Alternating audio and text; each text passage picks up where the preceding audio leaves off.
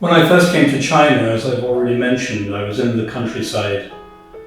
I spent most of my time traveling along two rivers, the Yangtze and the Yellow River, and visiting many small, poor communities and small towns and villages. Of course, what happened with China's opening up in the 80s and certainly in the 90s was that there was a huge migration away from the countryside, away from the rural regions, because people were heading east to work in the big cities to provide a workforce to build infrastructure, roads, buildings, for the rise of a modern China, because the young, healthy workforce was no longer present. It also placed enormous emotional burdens on families because mothers and fathers had to leave their children behind to be raised by grandparents so that they could make money and send it home. Very, very difficult and very dislocating experience, which the Chinese weathered, I think, with great forbearance and grace.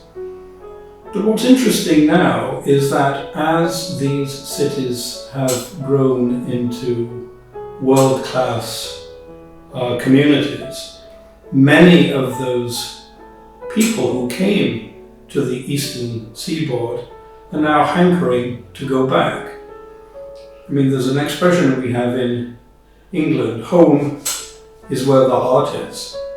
And I think many people who came from small towns and villages all across China hanker to go back to their roots and to where they feel they really belong. And I support that. And I think what's very interesting is there's now beginning to be a counter-migration away from the east and back into central China and to western China, where people are determined to see their home communities grow and prosper and enjoy some of the fruits of what China has grown in its 40 years of rapid development.